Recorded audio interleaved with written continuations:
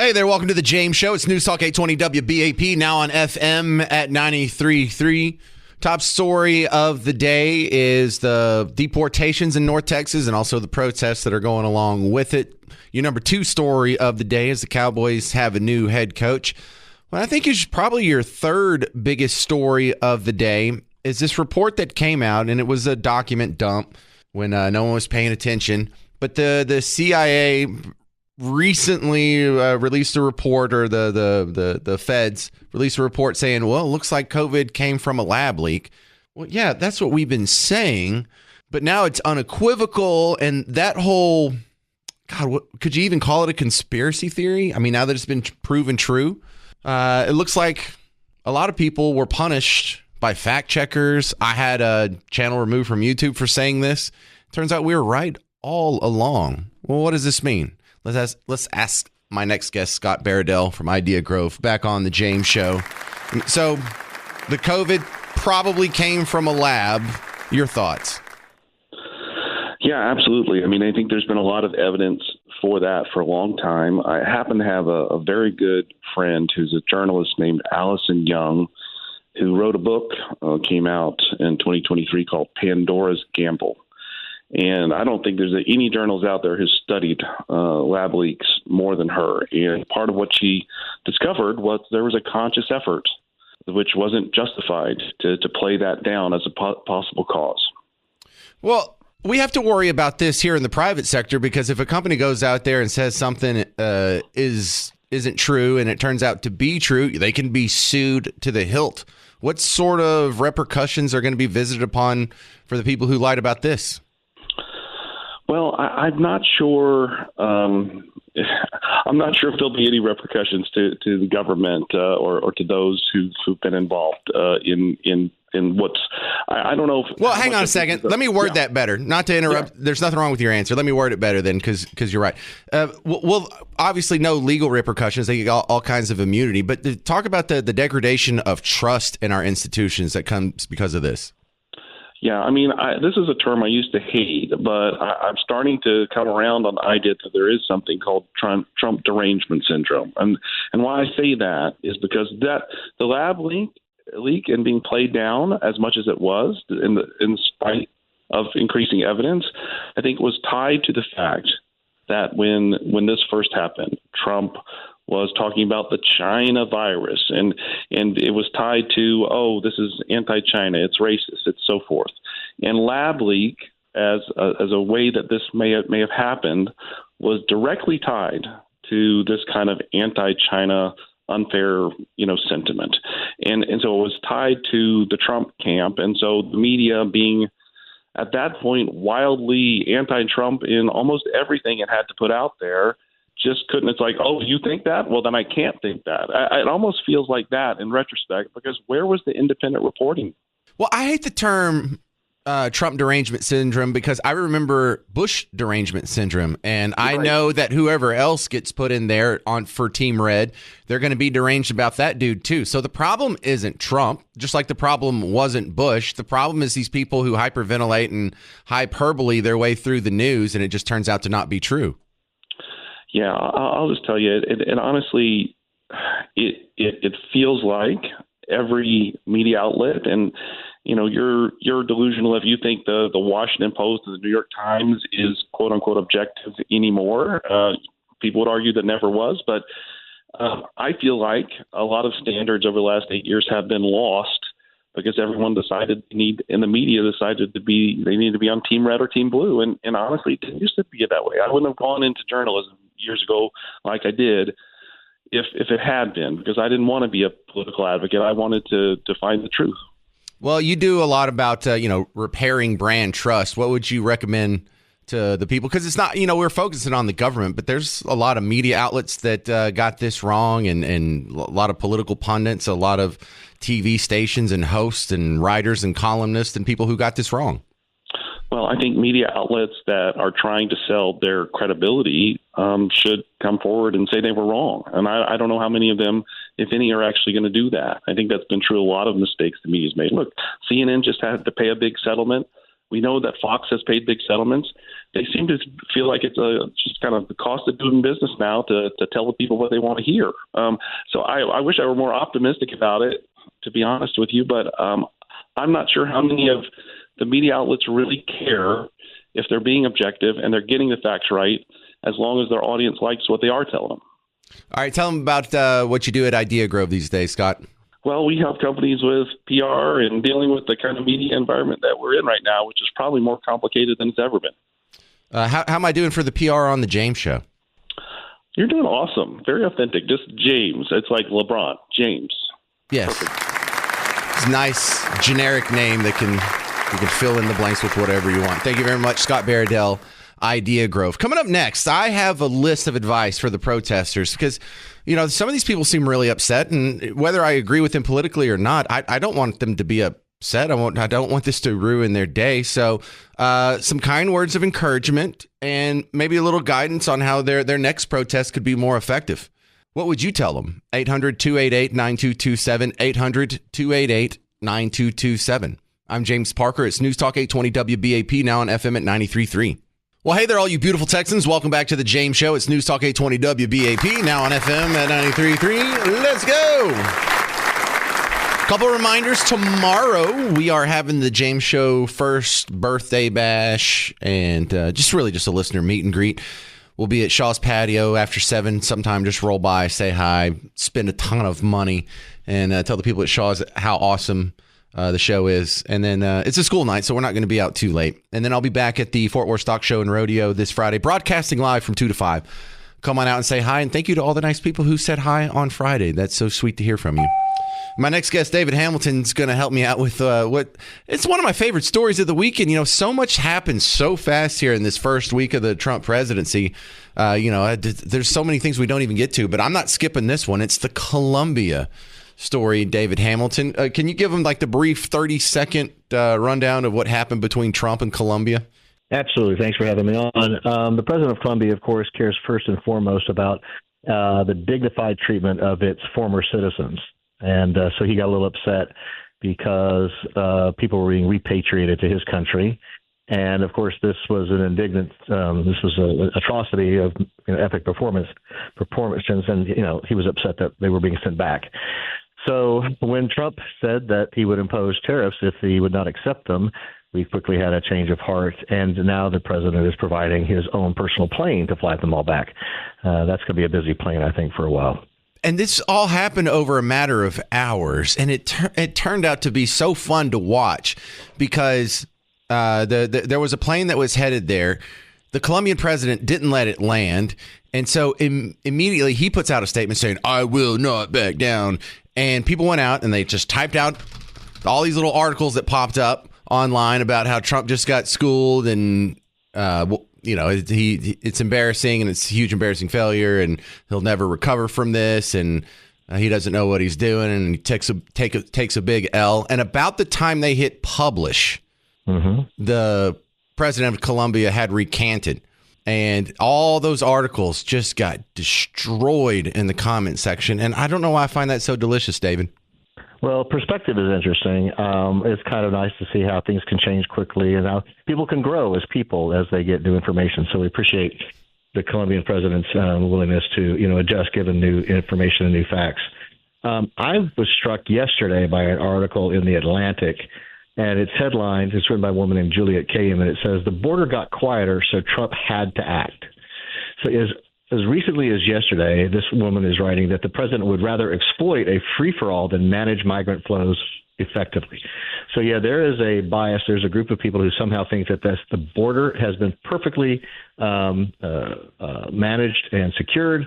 There's no problem to see here, and this is all grandstanding by the president. However, we see 1,000 criminals arrested, and Dr. Phil going on some of these raids to pick some of these criminals up. These are people who committed violent crimes. And yet there still is a segment of our society that wants to believe that this is somehow a racist, xenophobic approach to our border. And somehow Big Meanie Trump is just being cruel by wanting to send either criminals home or to manage our borders at all. And, there's nothing to see here. It's stunning to me that segment of our society still exists and is still publishing. Do you think other countries got the message?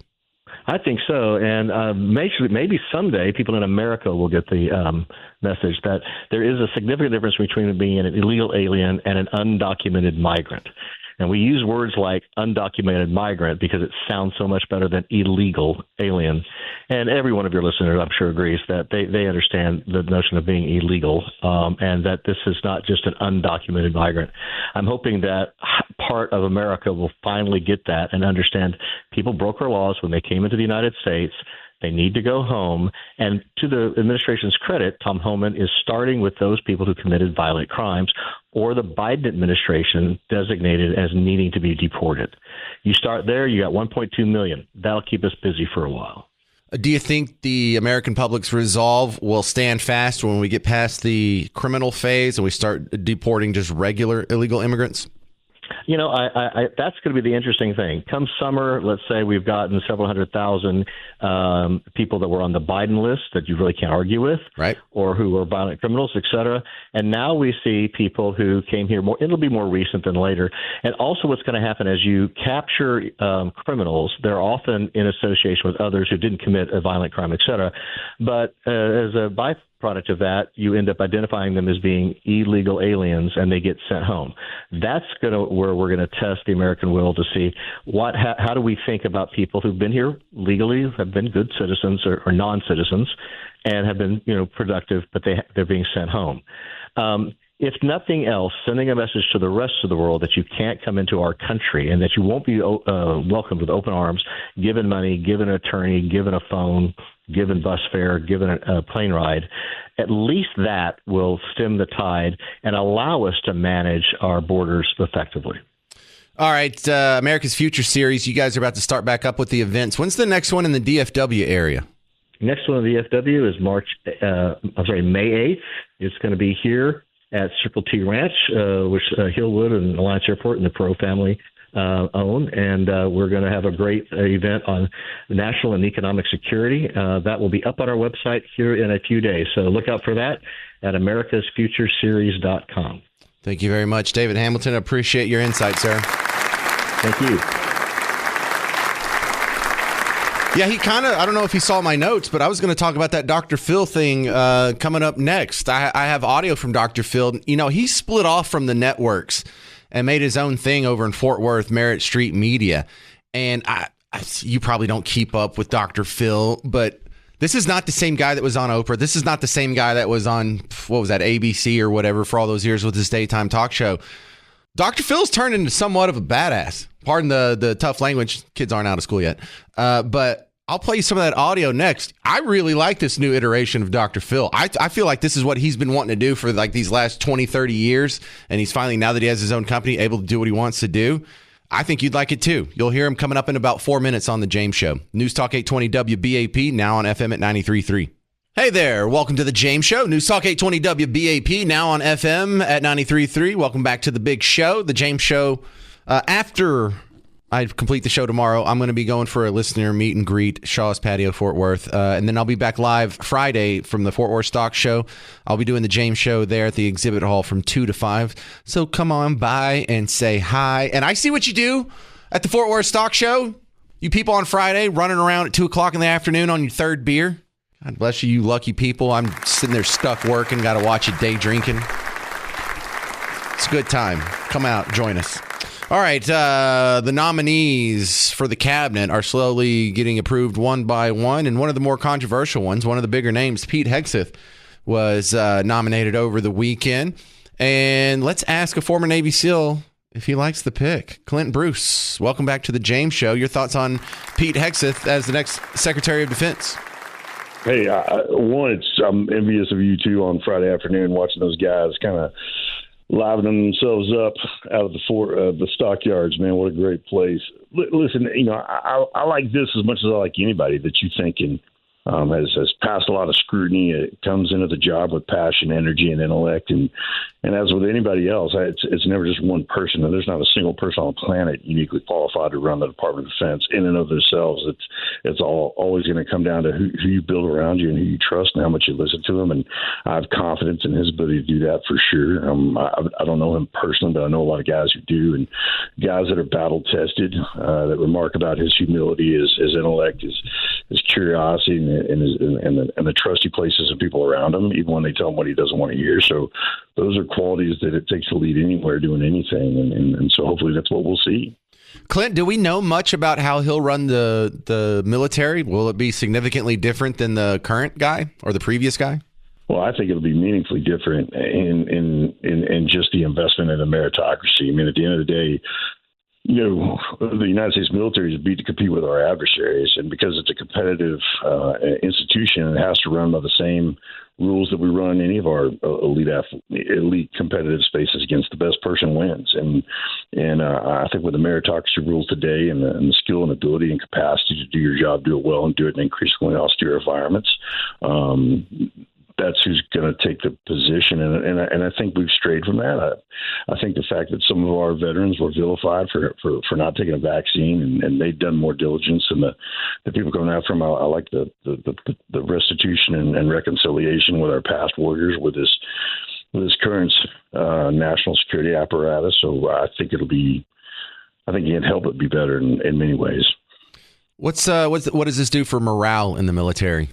I think change always brings an opportunity for morale. I think anytime there's a change, there's opportunity for morale. I think the military personnel are rightly wary. I mean, every unit I was in, a great commanding officer would come up and make a great speech, and then we just sit and watch if he would do what he said he would do. And many of the leaders I had did more than they said they would do, and it was great. And I had a couple of leaders that didn't, but I think change always brings an opportunity to improve morale, and then the actions are the one that cement it.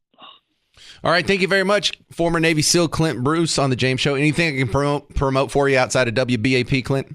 No, just love WP. Love Carry the Load as it comes back around you, and continue to.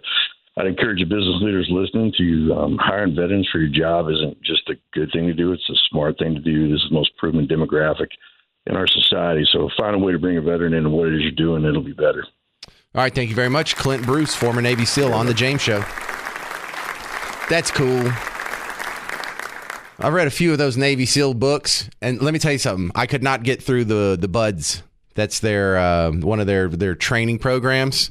I can't stand cold water. If they make you jump in ice water, be like, I'm out. Just give me a mop and a bucket. I'll go swab the deck on some Navy boat for the next 2 years or whatever. I could not make it through. All right, back to the top headline of the day here locally. We had some protesters in Fort Worth and in Dallas, and some concern about raids in Denton and all kinds of stuff going on.